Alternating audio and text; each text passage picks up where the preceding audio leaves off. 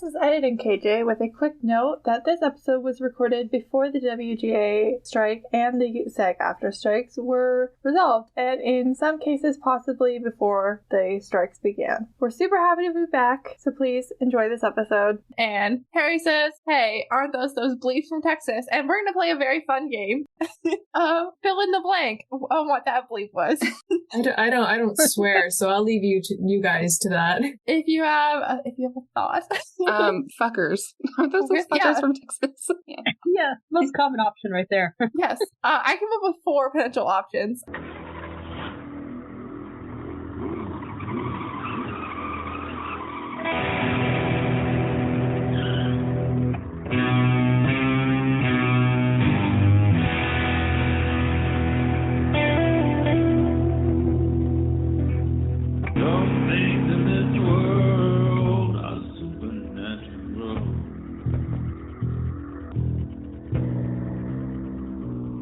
My name is KJ, and you're listening to the Supernatural Opinions podcast, where some things in this world are supernatural. My pronouns are she, they, and this is the podcast where I talk to my fellow Supernatural fans about Supernatural, and we share our Supernatural opinions. Okay, today I'm being joined by my guests Meredith, and Beth. And Meredith, can you remind everyone who you are? My name is Meredith. My pronouns are she, her, and I'm distracted by cookies. Cookies? There's cookies. I didn't know there was cookies. I would have come over. This is the thing that finally gets you to my house. Cookies. Beth, you've also been here before, so can you remind everyone who you are? Yeah, I'm Beth. You might know me as Beth Loves Cass. I co-host Raising Perdition and Raising Winchesters, and my pronouns are she, her. Glad to be back. Yes, so excited to have you back. You have a very relaxing voice. I just noticed that. You're welcome. And this is your first time with us, so can you please introduce yourself to the listeners? Yeah, so I go by Out on basically all fandom stuff. She, her pronouns, and I've been watching Supernatural probably since the mid-2000s. I will admit I have not watched the last 2 seasons, so... Oh, Meredith hasn't watched the last 3 horrible seasons, at finishing like any show. I hate. I did the same issue when I was like a Buffy the Vampire Slayer fan. I never watched the last like 4 episodes of the last season, so it's a bad trend I have. Oh, I love Buffy. I just watched Buffy last year for the first time. Oh, I know, it's such a great show. I loved it. So Supernatural, obviously. You also have a podcast. I don't know if you want to tell anybody about that. I am the co-host to a podcast called Canon Divergent, a fan fiction podcast, and that is co-hosted with Eve Hypo 555, and we basically talk about different fan fiction tropes, different fanfics that we've written or we are fans of, and we just cover a whole bunch of different stuff like that, and we also deviate into other areas of like fan appreciation, like videos and podcasts and things like that. So that's where I come from. I'm sure we have some listeners who are interested in that topic. Yeah. The fanfic consumers to listeners of this podcast, the ratio is pretty high. Pretty high. Almost a circle, probably. Almost a circle, yeah. Yeah, there's a lot of overlap there. That Venn diagram is a circle a lot of the time. This week we are recapping Season 3, Episode 13, Ghostfacers, which originally aired on April 24th, 2008. That's my brother's birthday, so it's an easy date for me to remember. Oh, cool. That title's a reference to our frenemies. I called them frenemies because I have mixed feelings about the Ghostfacers. And it's also like a play on ghost hunters and ghost chasers, and probably also a nod to the 1951 movie Ghost Chasers or the 1970s TV series Cooper and the Ghost Chasers. Yeah, that's what that is. Not much to say about the title, honestly. This week's episode will contain spoilers for this episode. It may reference previous episodes, but will not contain spoilers for later episodes of Supernatural, no matter how tempting it is. And this week it was tempting. Very tempting. It was super tempting. I made sure to like completely not rewatch any of the other episodes just to not do that. Not to mix them together. This episode was written by Ben Edlund and directed by Phil Segrisha. Ben Edlund last wrote on 309 Malice Maleficarum, and Phil Segrisha last directed last week on 312 Juice and Bellow. I guess 2 weeks ago, podcast-wise, because we had a discussion episode last week, but last recap episode we covered the previous episode of Supernatural. I was like, wow, I feel like we just talked about Phil Segrisha, because we did. Neither of them worked on season 1, episode 17, Hell House, which is where we know Ed and Harry from, so that was interesting. I always like to check and make sure when we have a recurring character set like this, but neither of them were involved in that part of the project. But I think they did great. They captured the essence. We're going to start with our episode rating, and so we're going to start with Meredith. What would you like to rate this episode? It's not a perfect episode, but it is a really fun episode, so well, I'll give it an 8. I really like the format. It's always really fun. That is totally valid. Beth, what would you like to rate the episode? Yeah, it's not perfect. It is funny. I think there's a lot of parallels we can make to other characters, and the Ghostfacers Effect that I'm sure we'll talk about is really interesting to me, so I'm going to give it a 4 out of 5. Oh, amazing. And what would you like to rate the episode? I'd probably rate this episode like a 3. I think it's hilarious overall, but that's about it for me. I love the concept, but there's definitely parts of the episode I don't like. Yeah, that is so valid, honestly, because yeah, I gave this one an 8 because like I'm mostly entertained by it, but I think I like Ed and Harry as like a concept, unless I have to spend time with them. As soon as I have to spend time with them, I'm like, do I actually like these characters? Yeah, like it's good to have them like once in a while because you remember them as funny, and then you spend time with them and you realize they're kind of annoying and other things. But then, they don't show up all the time, and then you forget how their flaws. These are the kind of people that I only like on TV. Like, if I had to spend actual time with them, like I was in a room with them, I would hate them so much. I will smack you. Well, they have like the perfect level of smugness for reality TV. So yes. I feel like they pulled like the perfect vibe for it, because those are definitely the kind of people you would expect to do anything for a reality TV show. But yeah, that's where I landed on that. Total death count. Honestly, I took some liberties this week. I feel like we got past Mystery Spot, and now I'm like, I don't give a fuck. That's very valid. Because now I'm like, who cares about the rules? This is either 254 or 256. So it's either 1 death or 3 deaths that we see on screen. It just depends if the death echoes count as seeing a death or not. I think they do. Okay, we're going to say 256. You're literally seeing how they died. Yeah, so. I felt like that was valid, but I did just want to, poll the crowd and see what the consensus was on that. We'll always love it when you ask for our opinions on this Supernatural Opinions podcast. Yeah. And then I just kind of guesstimate on the on and off screen total. It's like 7 plus like an unknown number. So we have Daggett, Corbett, the 3 like Death Echo stolen bodies. Sam names 2 missing people and like alludes to being suffer more. And so like that's 7 plus. So I just said like 13, give or take a few. Okay. And so that makes there more bodies at the table when they're in the basement. Yeah, but I couldn't really get a good count on them. So I said 13. Give or take a few, and brought the total to 1,535 plus. Not our most exact count. No, that's okay. But, I just, I estimated. I did do, like, in my notes, I have some showing my work on why I said 13.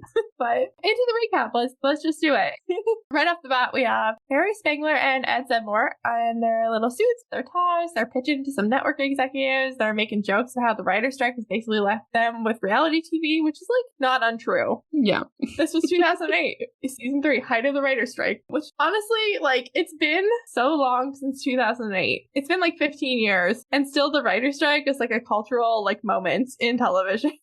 It really is, and especially because it's so cultural for Supernatural specifically. Mm-hmm. It affects everything with Supernatural going forward. Yeah, when we get to the end of the season, we're gonna have a big chat about that. Mm-hmm. But I just wanted us to stop for a minute and take a look at the top 10 regularly scheduled broadcasts of 2008. So we had American Idol Tuesdays, American Idol Wednesdays, Dancing with the Stars Stars Results Night, The Mentalist, NBC Sunday Night Football, CSI, NCIS, 60 Minutes, and Survivor Game On. So mostly reality. TV. Wow. Yep. Not much scripted content in that top 10. If you looked at like the primetime ones, I think even the primetime ones, like 4 of them were also reality TV. And like, like there was like The Mentalist made that list as well, and like Grey's Anatomy did as well. But yeah, it really was reality TV. And I like that they just took a minute to like make fun of the writer's strike. I think that's why, honestly, like aside from like the impact on the plot, I think the fact that they like had this episode where they're like, yeah, remember the writer's strike? Yeah. That thing. Really helped. I mean, we've said this season that it's so dated, like it really is like a product of its time, this season in particular, but like it can be a good thing sometimes. I really want to rewatch The Mentalist now. Ed and Harry, we saw in season 1, episode 17, Hell House. They were formerly of hellhoundslayer.com, but they have rebranded as the Ghostfacers, and we launched into the Ghostfacers theme song. I love that they had an original theme song for it. Yes, I always love when there's an original theme song. It's so perfect for them because, like, you can have a lot of fun while you're singing it. And yeah, so the format for this theme song is mostly Ghostfacers, and then there's a rhyming like couplet happening. Right? It's something that you can like sing, but you don't have to be good at singing, and you can pretend you're cool while you're singing it. Yeah, it really is like well written for like a theme song. Like it's catchy, it's easy to like sing. It's really got everything you need in a theme song. Like it's really well done. Considering it's like a theme song for a fake TV show on a TV show. A TV show that technically doesn't have a theme song. My favorite line is, "We stay in the kitchen when the kitchen gets hot." Yes, that's a classic line from it. I love it so much. It's like the only like not ghost related one, and I think it's delightful. Ed and Harry are fake walking in slow mo, like they're on CSI Miami, but they can't afford slow mo like CSI Miami. This episode is mostly shot like it's being filmed by amateur filmmakers, and everyone has a lower third, which I love. It's like documentary style, and I love it. And it's also split into sections. So we start in phase 1, the homework, so we can meet the team. And I'm just gonna run us through the team really quick. We have Alan J. Corbett, whose lower third is an intern, cook, who's like a little golden retriever himbo. Maggie Zeddmore is Ed's sister. One of them's adopted. Her lower third is researcher, adopted. Honestly, though, I think Kenny might have the best lower third, because Kenny Spruce, he tells us he's 15/16 Jewish, but his lower third camera, licensed shamanologist, 1/16 Cherokee, which, if you're not familiar, indigenous group from the area, which is now parts of the North and South Carolinas, Tennessee, Georgia, Alabama. He also then gives us a lot of information on the like life achievements of his paternal line, his father and his grandfather, and I think his great-grandfather, for like no real reason. It's not important. It's important to him. He's just one of those guys who starts talking about what his like great-grandfather did like in the first 30 seconds you know him. Yeah, we love those guys. Honestly, I always forget Kenny even exists, but this time I really like watched this episode and I had a new appreciation for Kenny. Again, like he's a person that's really funny on TV, but I would be uncomfortable talking to in real life. Yeah. If you'd asked me before I rewatched this episode, who was in this episode, I would not have named Kenny. I like literally forgot he existed. I think honestly, out of all of them, in real life, the only two that I would want to speak to would be like Corbett or Maggie. Like the rest of them in real life, no. Yeah. No way. I will observe you from a safe distance. We get down to business right away. The homework happens. The Ghostfacers are investigating Morton House. Every 4 years, it becomes the most haunted place in America, but only on February 29th because it's the leap year ghost. And no one's ever stayed in the house past midnight on February 29th. Corbett has a thing for Ed. He's just like a little baby gay, and he's really cute about it. I love Corbett. He's so sweet. Deserved better. This Friday coming up is the 29th, so they have to go this year because if they don't go, it's going to be 4 years before it's haunted again. So, we love when we're on a clock. We love the like one night. I used to get this episode and the Roadkill from season 2 mixed up all the time because they have that one night a year thing going for them. Not so much like the case, but like every time we get to Roadkill, I'm like, what about the deal? Why aren't we talking about the deal? I'm like, oh, that's not this season. Right. Not the same thing at all. Ed's dad comes home and opens the garage door, which scatters their like plans everywhere, which I just love that they're just like set up in the garage, like, but they're still using the garage as a garage. Dad. Well, yes, my dog. It's fine. We love the dog. Yeah, we can keep the dog in the podcast. It'll just be her barking for an hour and a half. It's fine. KJ will deal with the dog. I love that the implication is they still live at home. They have to do everything from home, and they don't even have like any area to themselves. Their dad is still using the garage, so they're like setting it all up, and then he just opens it and literally doesn't care that they're there. Yeah, it's not like they have like a permanent hangout in the garage or like like the basement to themselves. Like they're just like temporarily in the garage. You can tell that the dad is probably like, oh gosh, they're doing their thing again with the ghosts. They're also all like adults is the other thing.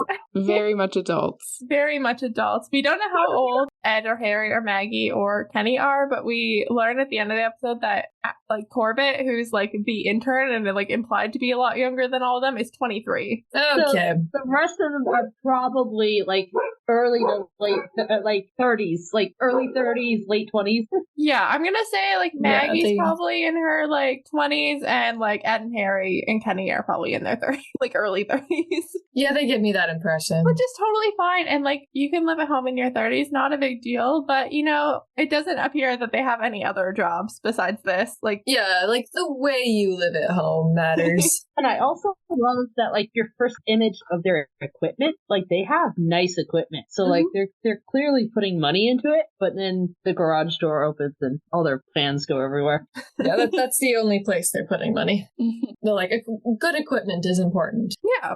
Then we're into phase 2, infiltration, where they are breaking and entering into the Morton house, which the cops have totally fenced off to keep people from doing this exact thing. And while they're outside the fence, car drives by, and it's like the most distinctive engine sound ever. Like, but just in case we aren't super sure who it is, like We're an American Band by Grand Funk Railroad is just like blasting. Yes. Yep. And the Winchesters do like a little like a drive-by. Sam's pointing like the world's dinkiest flashlight at this house. Like, get a better flashlight, Sam. Yeah, This is the part of the episode where we're like, oh, this will be interesting. And then Harry's like, oh, it's not cops, just Hicks driving by. And the fact that they don't recognize this car on site after, I would just like to remind everyone what the last encounter with the Winchesters was, because Dean Winchester put a dead fish under their back seat, and Sam sent them to LA like on a fake opportunity. And they didn't even remember this very iconic car. Yeah, but there's not a lot of these cars. And they spoke to Dean and Sam several times in the episode too. So it wasn't like a one-time thing. And that's like later on in this episode, they recognize Sam and Dean immediately, but they have no concept of the car. Like they completely ignore the car. I do think it's pretty funny that they describe them as a couple of Hicks, because that's actually not that far from the truth. Not that far off. And like the sound of the engine, I feel like I will always know, like just personally. And I made my husband watch Supernatural, and that was one of his biggest pet peeves. He's like, they have the most recognizable annoying car. like to do this sort of work. Yep. Like immediately, oh, there's the Winchesters with their loud car. Super recognizable. It's not stealthy. And every time that they're wanted by the police. We have made that point so many times on this podcast. Like, it's a great car, but it's not good for this job. I love Baby, but geez, she's loud. So, ever since we got the whole like Kubrick and like Gordon storyline, I'm like, they should have had an RV. They're living in their car. Yeah. Here's another hunter with an RV. Not an RV full of Jesus memorabilia, but like an RV. Like, an RV. John Winchester dragging his 2 kids around the country. Get a vehicle that we can sleep in comfortably. See, I would argue at first that they couldn't afford an RV because it gets like 10 miles to the gallon. Oh my god, I'm afraid to know what the mileage on Baby is. It's gotta be bad. But the Impala is terrible too. So it's like at that point, maybe Sam and Dean should have had like beds when they were growing up. Yeah, the Impala is like 40 years old. Like it is like a car from the 60s. Like the gas mileage on it is gotta be awful. It's terrible. The problem with that is that John Winchester didn't actually want his sons with him. He wanted to put them in a hotel so that he didn't have to deal with them. So true. So true. We can't dump them in a motel. I can't dump Dean in a motel to raise his brother if there's a bed right there. Right. It's like, oh wait, I forgot. He's awful. So valid, honestly. John's not valid, but remembering that he's terrible is valid. Yeah, the point is valid. They start setting up the ghost hunting equipment. If you've ever watched any ghost hunting show ever, this is the setup montage that happens in every episode. Like, this is the most accurate thing. They really captured the genre in this episode. They did that really well. And that is one of the reasons I love it so much, because it's almost like watching just a regular ghost hunting show. Yeah. Everyone does the little, like, Ghostfacers, hands in the circle. It's good. It's fun.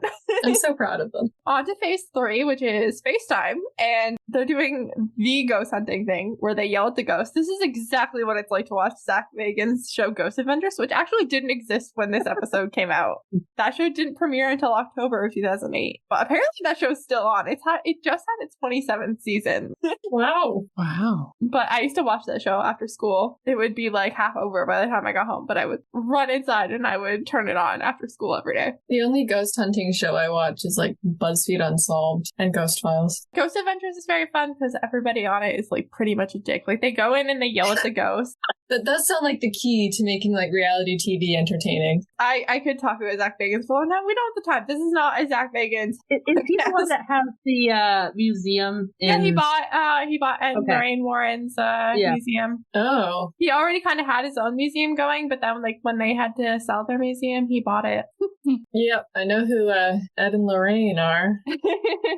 They're in there with their EMF meters and the cameras, and everything's kind of experiencing some sort of glitch, and the EMF meter is spiking. They open a door and they freak out because there's a dead rat, and everyone's like super on edge. But then Corbett comes face to face with the Winchesters, and Ed immediately recognizes them, and that like jogs Sam's memory of the tulpa, and they bleep out Sam swearing. So we're now going to take a brief pause in our recap while I attempt to explain the Ghostfacers effect. Can we pause the fact they found a rat, and then Ed says my favorite quote of the episode.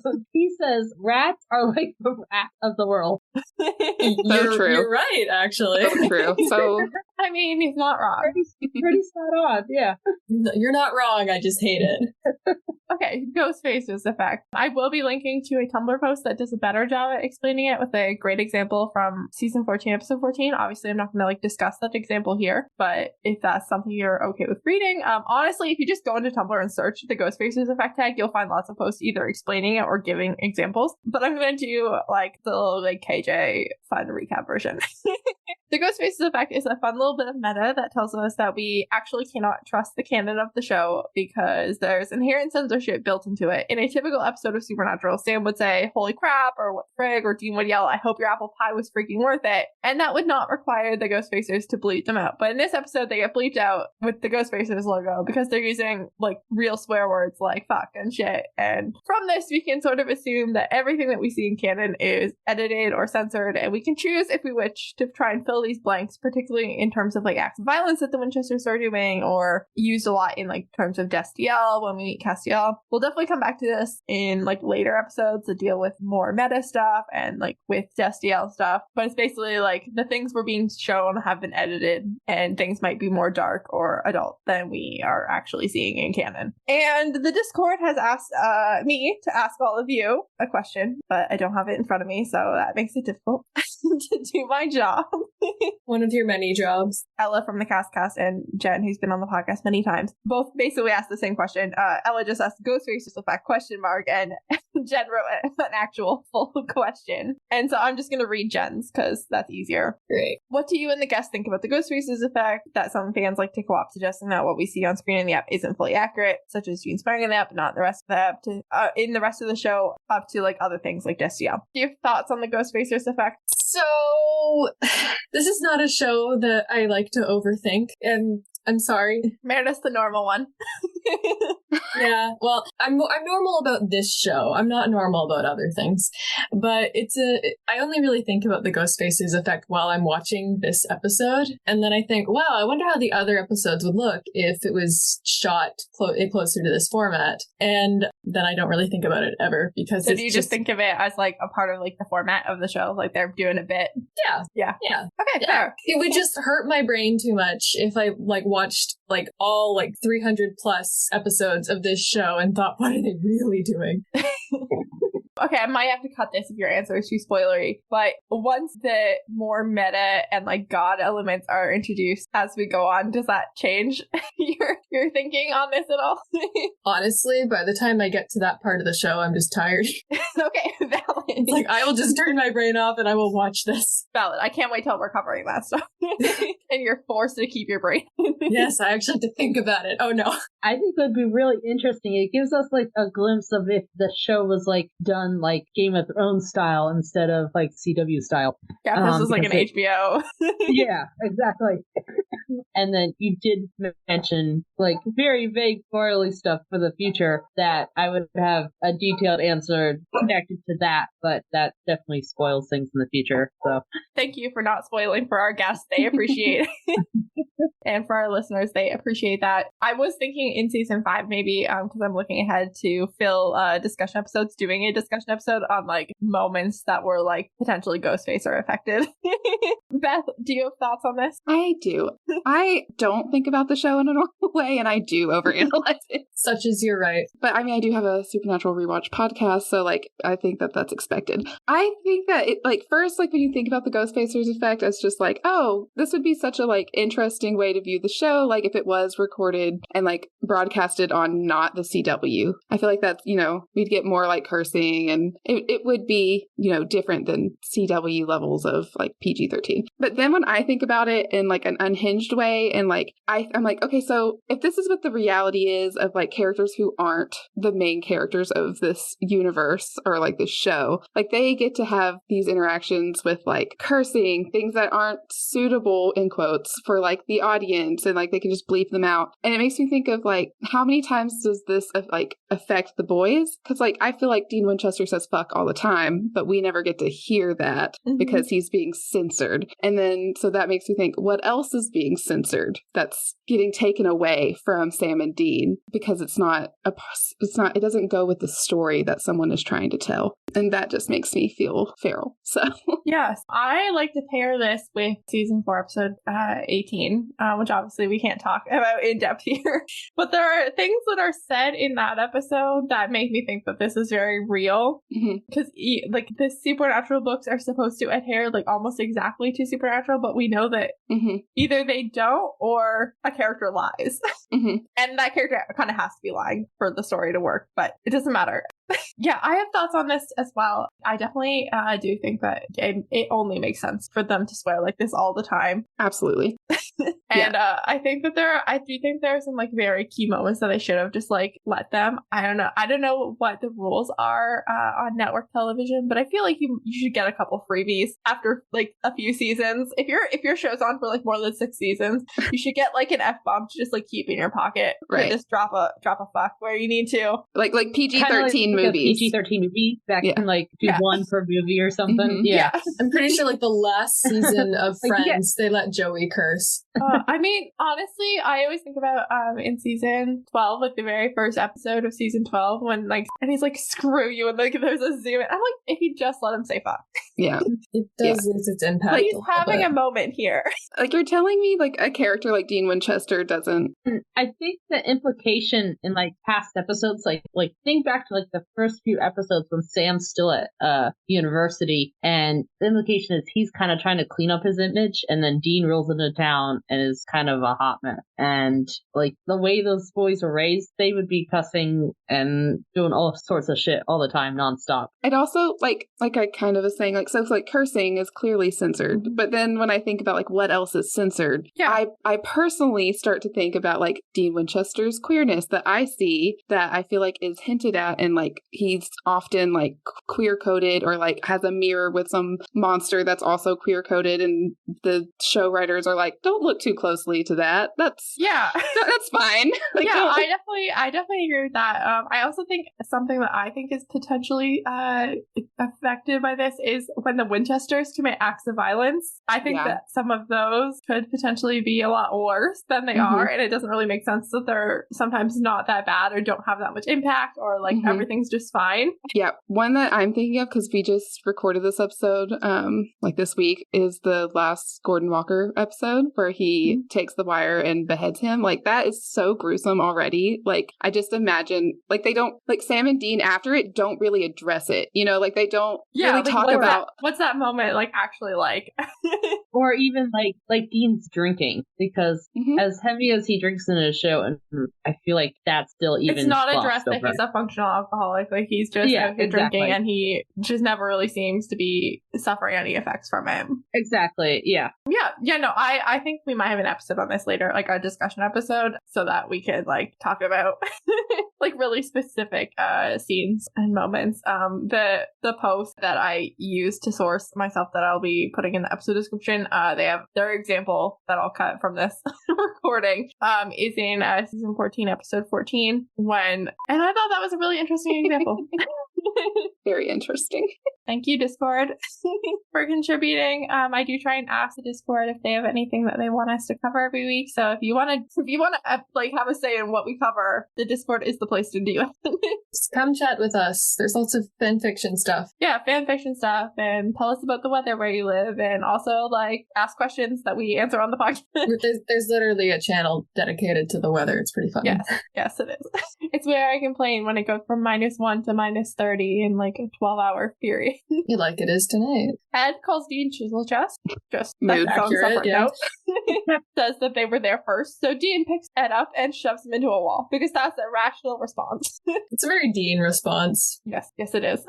Harry and Maggie are having some potential ghost activity, and then they see a ghost who's dressed what I can only really call Halloween 1950s banker. That is what that outfit is. And he gets shot a bunch of times and then disappears, which is freaky, but considering this is supernatural, not that scary. I just assumed he was a gangster. Yeah, something of that nature. Dean says some people actually have stayed in the Morton house overnight. They just haven't survived to tell about it. They made it past midnight. They just didn't make it out. Which is very different than no one's ever made it to midnight. Like, everyone's chickened out before midnight. Those are two very different things. Makes me wonder what sources Dean and Sam have access to that the Ghostfacers don't. Because there's probably lots. I'm just wondering, like, what specific ones. Based on the papers that Sam pulls out, I'm going to say they hacked the local police database. There we go. That's what that looks like to me. Isn't it Ed? He's like, these look legit. They're like, they are. That's why. You have no idea.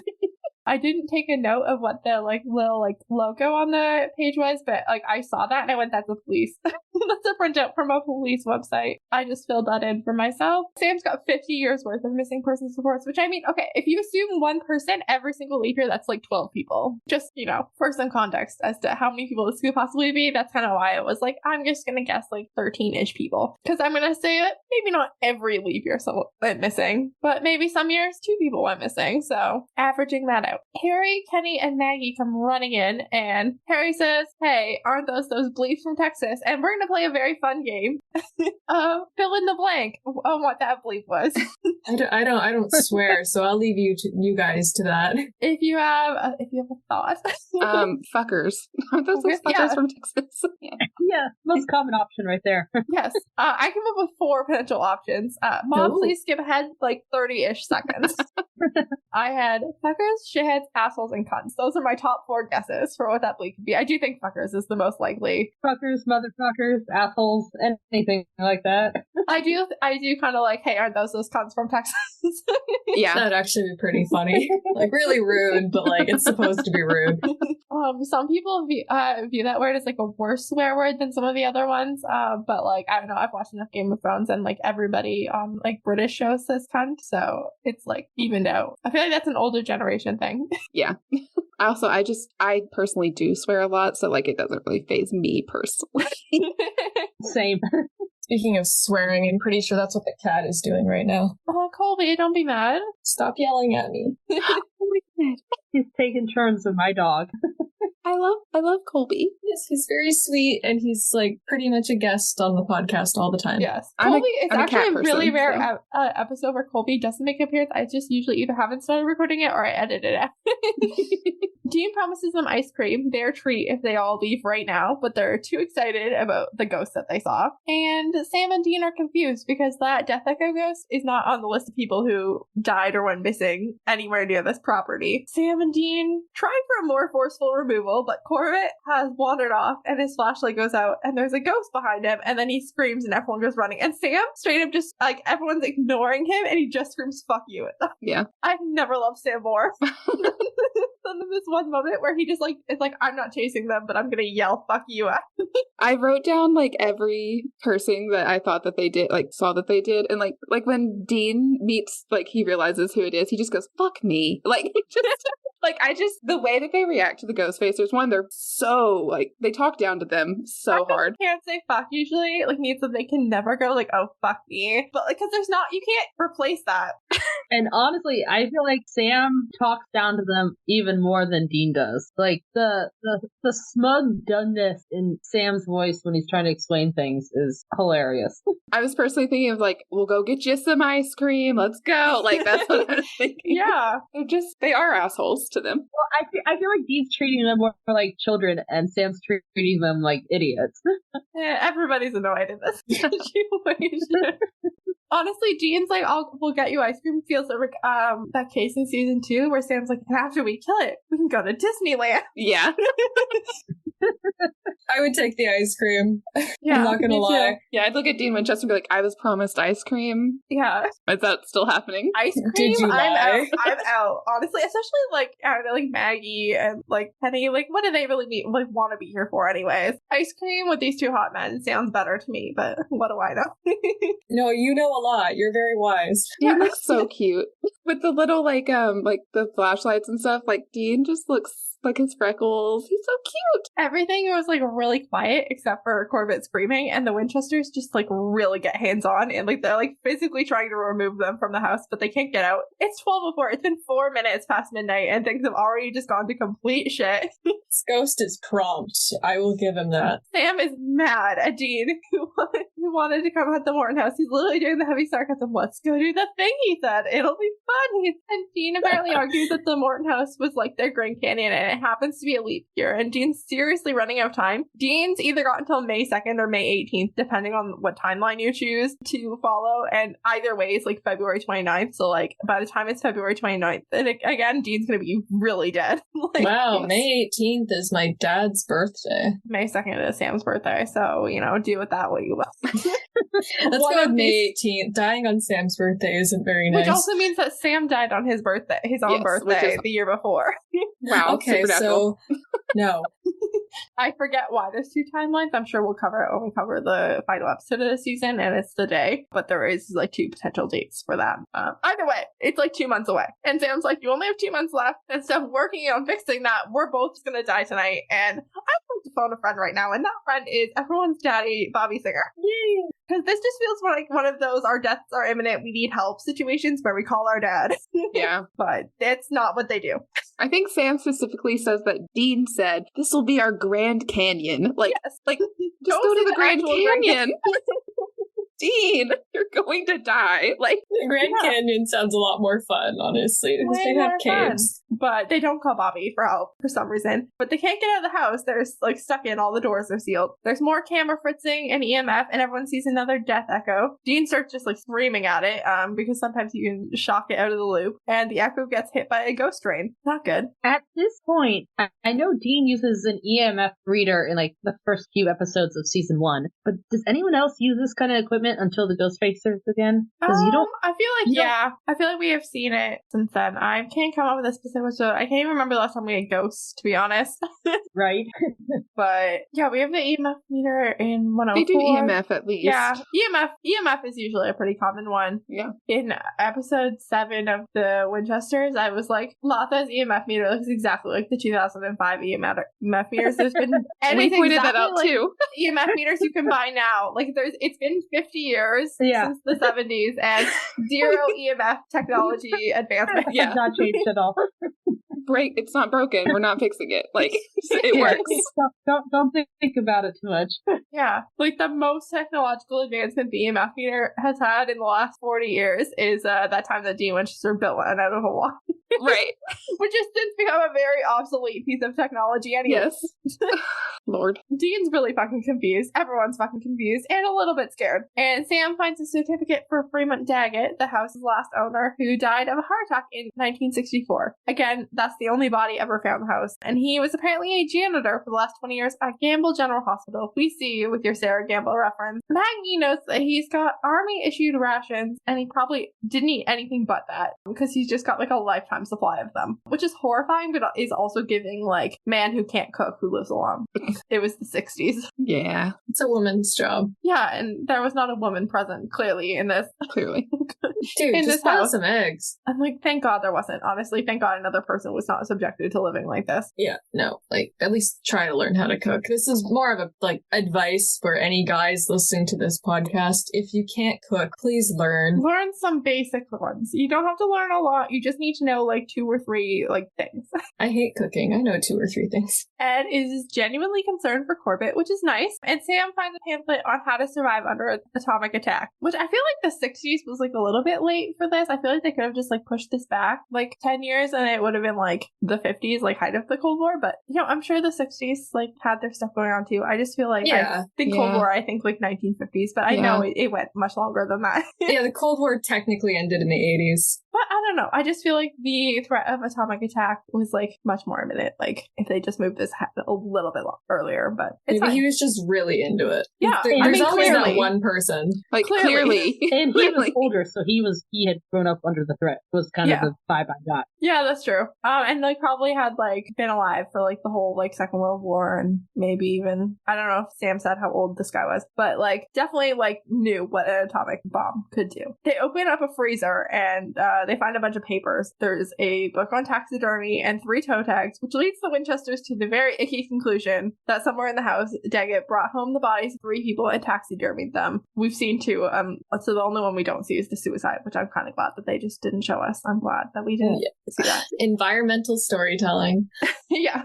We've talked before about how sometimes the show is just so insensitive about certain things, and I'm glad that they didn't make us watch this reenacted suicide that this person would be stuck doing over and over again. Mm-hmm. Maggie is somehow like wandered off on her own looking for Corbett because no one has learned anything, but Dean like rounds her up, and there's more EMF and camera glitches, and Sam says don't move, but then Sam's just gone. And again, big mistake. Never take one Winchester. You either take Dean or you take them both. If you just take Sam, Dean will destroy you. Oh, absolutely. I feel like Sam will destroy you too. Probably just not as... Sam will destroy you if you just take Dean. Sam will also try and destroy you if you just take him. But like, if you don't want the full wrath of Dean, don't take Sam and not Dean.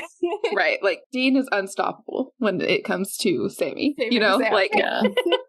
That's his baby. And like, we just did this last week with Juice and Bella too, which was also directed by Phil Grusha. Like, literally, as soon as Henriksen said, "You're never gonna see your baby brother again," like, that was it. It was over. Yeah.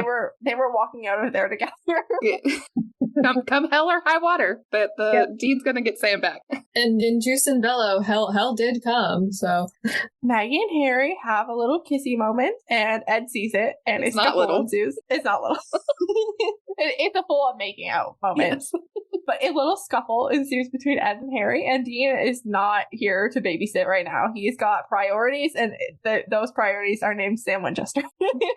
That's all he's got time for. And Corbett and Sam are tied up to chair. Oh, okay, Sam's tied to a chair at a table. Corbett's camera's still on, and he's got a head wound. He's kind of dead. Sam's awake, and It's My Party by Leslie Gore is playing, a song which only came out 1 year before this guy died. Honestly, I feel like they might pick the year just because of that. Oh, probably. Just so they could use this song. Actually, that's valid. They're like, I have to have this song. Yeah, we have to have... Okay, when did this song come out? Okay, we have to set this guy's death like exactly after that. It has to be after that so we can use the song. I will defend that. That's fine. Dean's like, okay, this guy was nuts, but like he's got to have a bomb shelter somewhere. Like he's obsessed with the war, and he's like obsessed about like the potential atomic like attack. He's got all these rations, and he's taxidermying people that he stole from his job. Like he's got to have a bomb shelter. He's not well. Yeah, The only place you can put a bomb shelter is underground. So Dean's like, okay, basement, clearly. Like, Sam's tied to a chair. The ghost puts a party hat on him, which I think is a great touch. It's such a horrifying scene, but I can't take the party hat seriously. It just adds insult to injury, though, because those party hats are so uncomfortable. Yeah, they are uncomfortable. And I think this is where we're going to premiere a brand new segment on the show, which, you know, it's not super applicable this week, but we should have premiered it last week and I forgot. And that is, don't take your eyes off the prisoner, which is how long after someone takes their eyes off the person tied to the chair. A, once someone's tied to a chair, how long does it take for someone to take their eyes off of them? And B, once those eyes are taken off the person on the chair, how long does it take before we come back and the chair is empty? Sam's tied to a chair. In this case, Sam actually doesn't get himself out of the chair, and the guy who tied him to a chair is already dead, so it's not like the best, but like, that's the segment we're doing now. Okay. It's going to be a great segment, I think. This segment came to be when my friend Moyer, who's watching Supernatural for the first time, and we've been watching episodes together, and we got to like seasons like 9 and 10, and like literally like within like 4 or 5 episodes, there was probably 2 or 3 times where someone was tied to a chair, and then they took their eyes off the person that they tied to a chair, and then that person got out of the chair. That's like the dungeons on Merlin. They don't work. If you tie someone to a chair, you still have to watch them. The tying them to the chair is not solving your problem. Well, we love a good segment, so.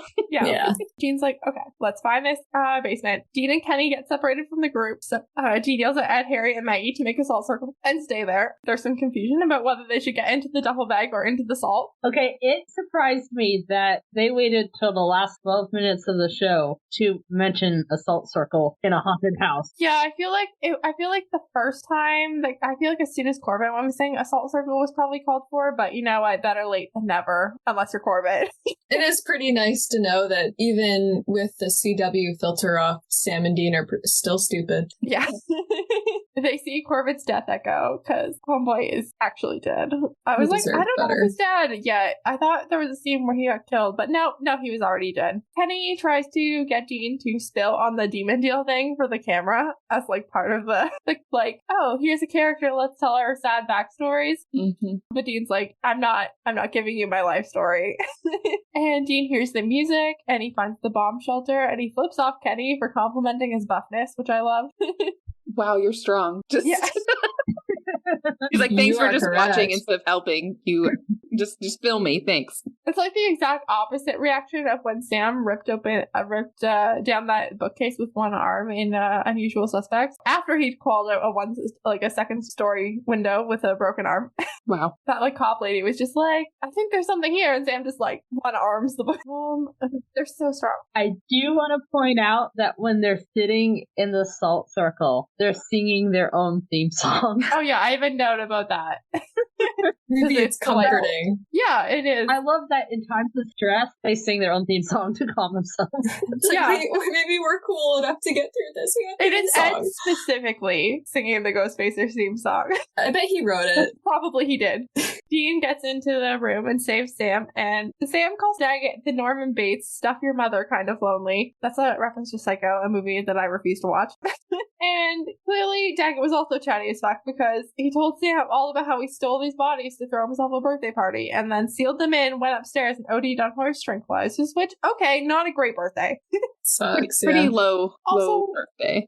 Consider next time maybe killing yourself in the bunker. Right. With the dead bodies you stole. Like, you stole those poor people's bodies from their families. The least you could do is like not leave them behind a wall. Like, what was the point of sealing it up and then not dying where they are?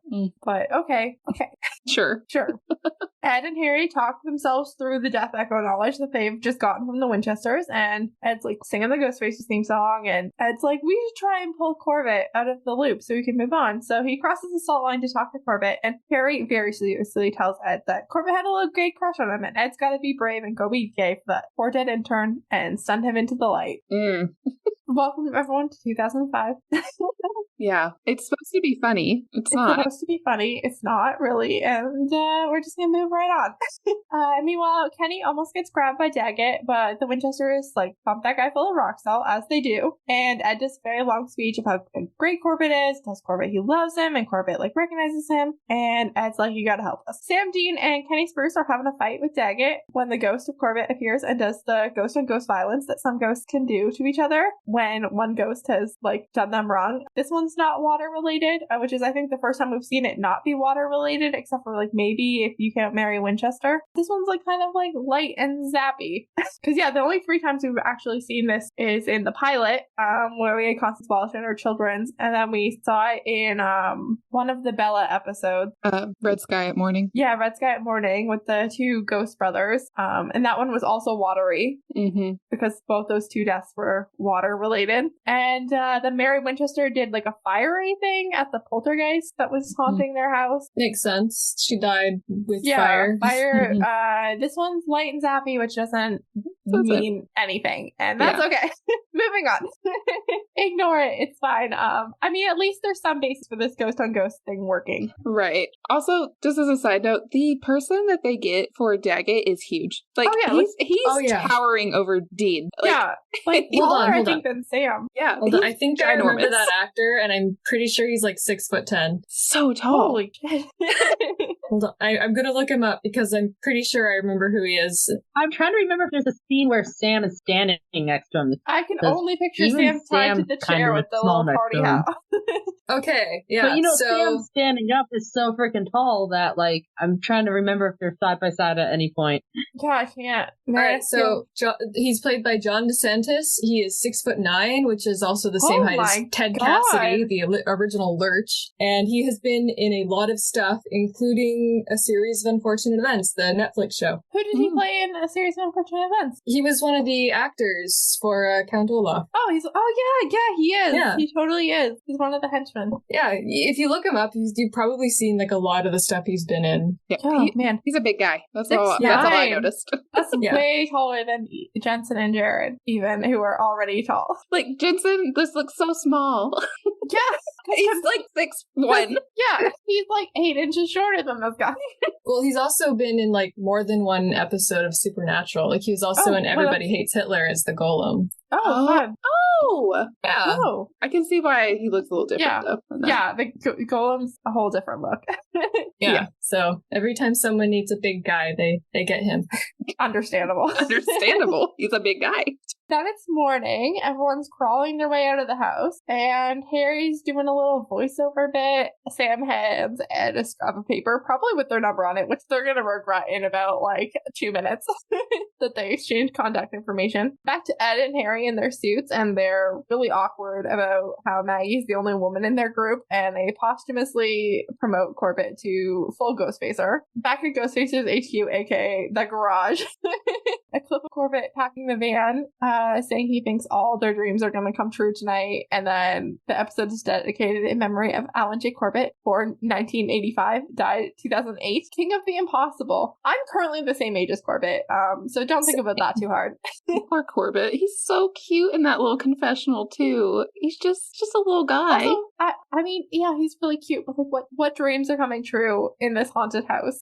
Maybe he just maybe dreams of Ed. Is he the one that he was flirting with? Yeah. Okay. I get their names mixed up all the time. So do I. And this is the first episode I think that we've covered. Honestly, I think the first Ghostfacers episode I think I've watched, and I've seen all of them like multiple times where I like didn't get them mixed up. Like at the start of the episode, I was like, okay, which one is which? And now I think I have it straight for the first time like ever. It's like the Rosencrantz and Guildenstern effect. Yeah. Literally, like it almost doesn't matter. It really doesn't. Except for in this episode, it kind of does. Partly because like the Corbett gay crush thing, but also because of the Maggie Harry thing, because Maggie is Ed's sister. Yeah, I cannot get that confused. Literally the only reason that their names matter. Yeah. Adopted sister, though. Still counts. Still counts. That like you won't have deformed children, but it's still gross. He does say she's his best sister. My best friend and my best sister. They're making out. It's pretty funny, actually. Also, they clearly both live at home, so like they live in the same house. Yeah. Which means that they're siblings. They, like raised together siblings. Doesn't matter which one of them's adopted. They've been raised together. Anyway, moving on so we don't dwell on that. Sam and Dean are watching the episode with like all the Ghostfacers in the garage, and Dean declares it half awesome, and Sam deems it bizarre how y'all are able to honor Corbett's memory while grossly exploiting the manner of his death. And you know what? Accurate, Sam. I was about to say the same thing. That's how I feel about this whole thing, honestly. Because when you're visually watching the show, they freeze like the Ghostfacers like logo over certain parts, and like part of it when they did that was like literally right after Corbett had been murdered, like on his dead body. And so like the times, because they're the ones technically editing it in the show, the times they freeze are like horrible. Yeah, they freeze and they cut to commercial. Like those like little like Ghostface logos things are cut to commercial, which is like supposed to be like, you know, you cut on commercial on like a suspenseful thing, like to make sure that the viewers come back after those pesky commercials are over. Like from a story point of view, like that is a suspenseful part, but this is a little too meta for that. Yeah, exactly. In the context of the show, like this is a real reality show. Yeah, and Dean it is exploitative. Messing with something in their bag, which they don't take with them when they get up. And Sam and Dean are phaser haters, and they say, "Okay, we're gonna go then," because we are phaser haters proudly. Yeah. Harry dubs them both dicks, and Kenny Spruce notices their bag, and he's like about to start burning copies of the episode to DVDs so they can distribute it. But Sam and Dean have scrambled the computers with a giant electromagnet, and Sam's like, the world just isn't ready for them. But they agree that's too bad because the show was kind of good. It wasn't that good, guys. No, I think they just have very low standards. I mean, with the TV they grew up watching, yeah, they probably do. Yeah, they're based on like 4 cable channels from whatever horrible motel they were at. Yeah. If they were that lucky. So they don't have high standards at all. Oh, and porn. Yeah. Lots of porn. Yeah, that too. So true. More Ghostfacers theme as they peel out of the driveway and down the road. And that's where the episode ends. So our first segment of the week is MVP of the week. And let's see, Beth, who would you like to nominate as this week's most valuable person? Well, I have to just say that Corbett is so valuable, so I'm just going to pick him because he deserves it. Excellent. And Out, who would you like to nominate? Yeah, no, I have to agree with Corbett. I mean, he's the one that saved the day, and he's literally the only one that got anything completed in the episode. Meredith? I was also going to say Corbett. He deserves something. Like, he died and he got exploited. Yeah, Corbett did have it rough. I actually split my vote this week, and half of it did go to Corbett. Nice. And my other half went to Dean Winchester because, you know, if Dean hadn't insisted that they go do this hunt, everyone would have died. Right. The Ghostfacers just would not exist. No one ever would have seen this footage. Unless we did like a found footage thing like Blair Witch. Yeah. And also because he, did the whole, like, education on the death echoes and the salt ring and, you know, kept everyone alive while Sam was tied to a chair. Very important job. So I gave him half a point and I gave Corbett half a point. So yeah, Corbett definitely deserved it, though. Oh, yes. I should have foreseen that everyone would have given Corbett his due, and now I just look like a jerk. No, you gave him half a vote. You're fine. Backfill test. Did we have 2 named women in this episode? We did not. It was just Maggie Zeddmore. This episode doesn't. It just doesn't. It just like doesn't. So many in this season. Yeah. This week's case of the week was a ghost. I know Meredith wasn't planning on doing anything this week. Does anyone else have anything they want to talk about in the mythology section this week? No? I didn't think so. We've seen ghosts before. Highlight and low light. And we'll start with Out. Do you have a low light and a highlight this week? So highlights for me were the comedy in it. So some of the quotes that the Ghostfacers say I think are hilarious. But then that also ties into my low lights, like how they handle any queer themes, any gay themes in it. I was not very impressed. Yeah, that sounds right. Meredith, how about you? So the low light is Corbett's death and just really everything about how they treated Corbett. Yeah. The highlight is just the format of the episode because I think this is always really fun to watch, and I've seen like other episodes of other TV shows do it, and it's cool. Okay. Beth, how about you? Yeah, the low light is definitely the bury your gays trope that's just gross. I didn't even use the phrase bury your gays in my notes, which is very, like, I think I was just too, like, oh god. It's disappointing. It's so blatant. Like, connect that to the trope. Yeah. It's just... Supernatural doesn't hide that very no, very much. It's not. And then highlight, I really enjoy like the censoring and like the comedy of it, and then also just like what we can think about like with the Ghostfacers Effect, like just the brain worms it gives me. That's what I enjoy, I guess. Yeah, the highlight with brain worms we made along the way.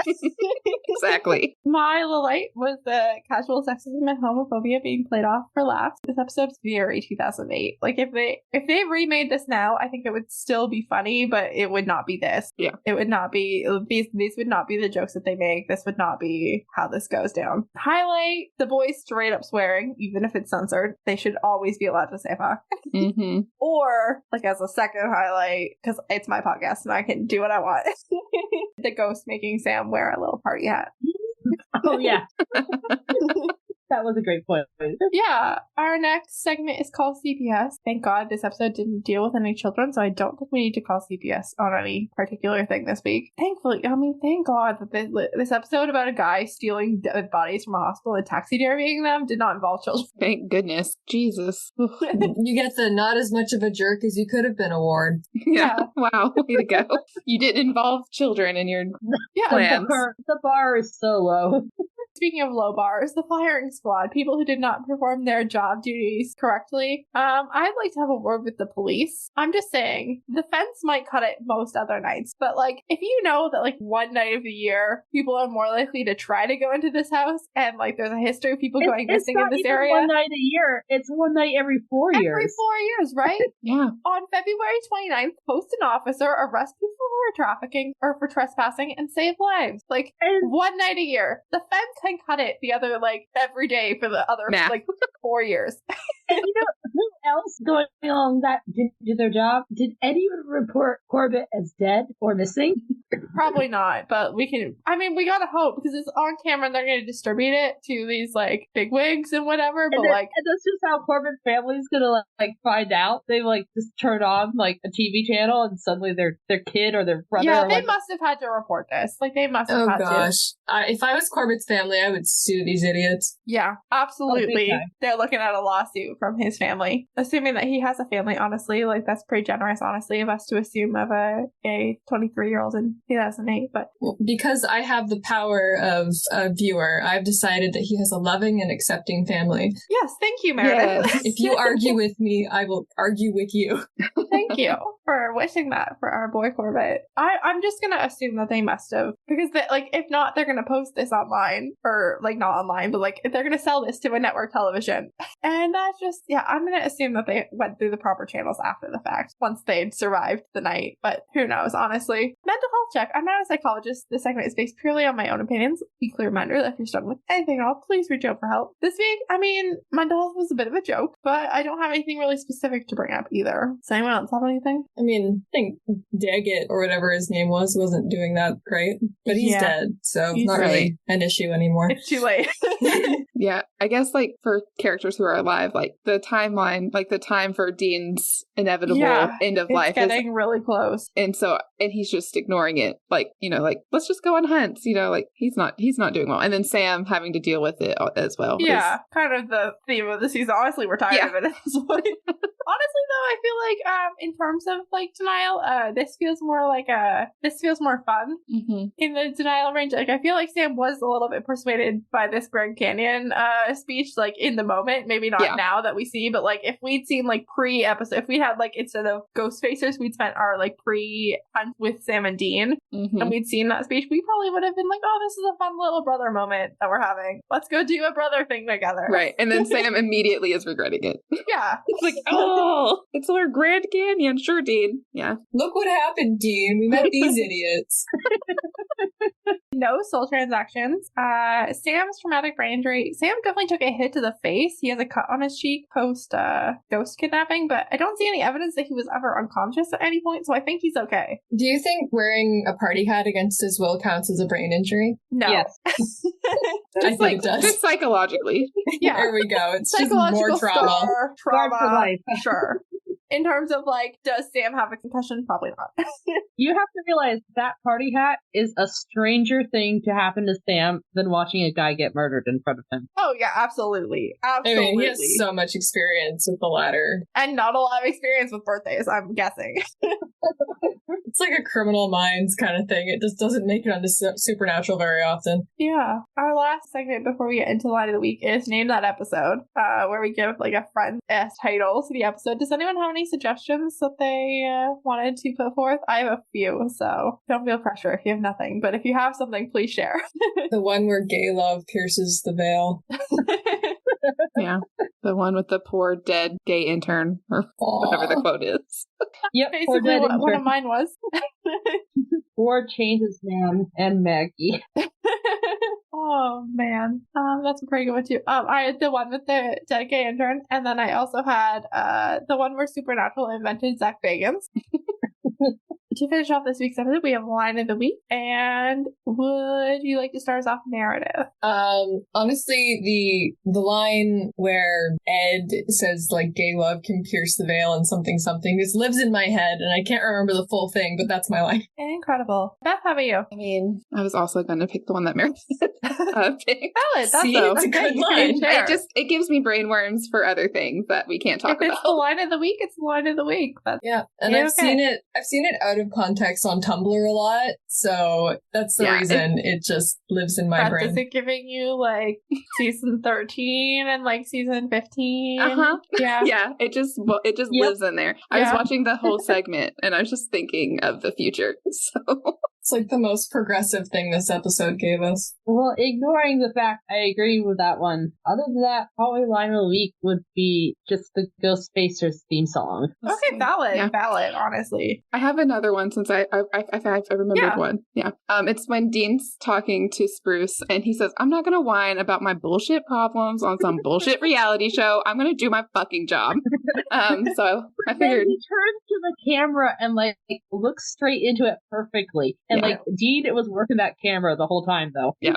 I figured I should mention that since that was good. Nice blue steel, Dean. Mine was already discussed at length, I feel like, in this episode, but mine was when Sam's bitching at Dean and he's like, well, it's 12:04, Dean. Are you good? You happy? Let's go have some Morton House, he said. It's like our Grand Canyon. Meredith, where can people find you? You can find me piercing the veil without gay love, I think. And on Tumblr, Instagram, and sometimes TikTok as Shades of Deyanira. And Beth, where can people find you? Yeah, I'm on TikTok, Twitter, Hive and Tumblr as Beth Loves Cass, and then I co-host Raising Perdition and Raising Winchesters. So if you just look those up, I'm there as well. Amazing. And where can people find you? Yep, you can find me and my podcast at Divergent Canon, and my fanfic at Out Here Now. And I also have Twitter for Out Here Now fic that I almost never use, but it's tied to my Divergent Canon one. I'm not good at social media. Honestly, who is at this point? Next week, we are going to be doing another recap, and we will be covering season 3, episode 14, Long Distance Call. So we're getting to the end of the season. You're so close to season 4. I'm going to have to do research for that one.